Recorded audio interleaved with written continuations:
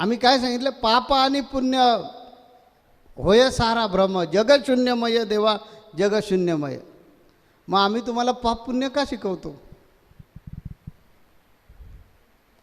आम्ही सांगितलं की पाप पण नसतं आणि पुण्य पण नसतं, हा सगळा भ्रम आहे, जग शून्यमय आहे. आता शून्यमय म्हणजे याचा अर्थ तुम्ही काय घेता मला माहिती नाही आहे, पण शून्याचा अर्थ ज्याला मोजताच येणार नाही एवढं, म्हणजे व्यापक, इतकं मोठं आहे की त्याला गवसणीच कोण घालणार नाही, असं जग आहे. तर हे पाप आणि पुण्य हे सगळे आपल्या मनाचे भ्रम आम्ही करून घेतो, असं मी सांगितलं. मग मीच तुम्हाला पाप पुण्याच्या गोष्टी का शिकवतो?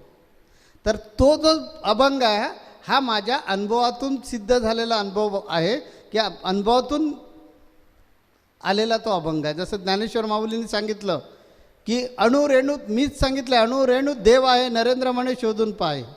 मग फक्त गजानन महाराजांवरच प्रेम का करतो? तर हा अनुभव आहे, तो अधिकार आहे आमचा.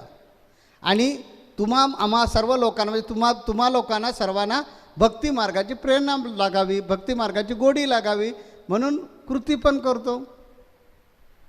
बाप्पांच्या डोक्यावर पायावर डोकं ठेवतो, रामानंदाचार्यांच्या पायावर डोकं ठेवतो, गजानन महाराजांच्या पायावर डोकं ठेवतो.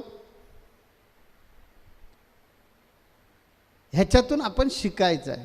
त्या हे अर्जुना, तुझ्यासारख्या माणसानं, वीर योद्धानं हे जर युद्ध सोडून दिलं तर आदर्श काय घ्यायचा?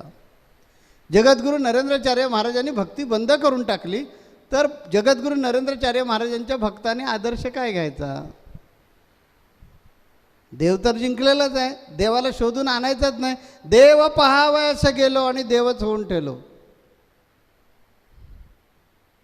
मग भक्ती कुणाची करायची, पूजा कुणाची करायची, पारायण कुणाचं करायचं? पण जगद्गुरू नरेंद्राचार्य महाराज कधी म्हणजे गजानन महाराजांच्या पोथीचं पारायण करतात. ते अर्जुना, हे युद्ध जर तू टाळायचा प्रयत्न केलास तर बाकीच्या वीरयोद्ध्याने तुझ्याकडून काय बोध घ्यायचा? कारण तू सगळ्यांचा एक आयकॉन आहेस किंवा तू सगळ्यांचा एक आदर्श आहेस, अतिशय उत्तम धनुर्धारी म्हणून तुझ्याकडे लोक बघतात. या पृथ्वी तलावर तुझा हात धरणारा कोणीही वीरयोद्धा निर्माण झालेला नाही आहे.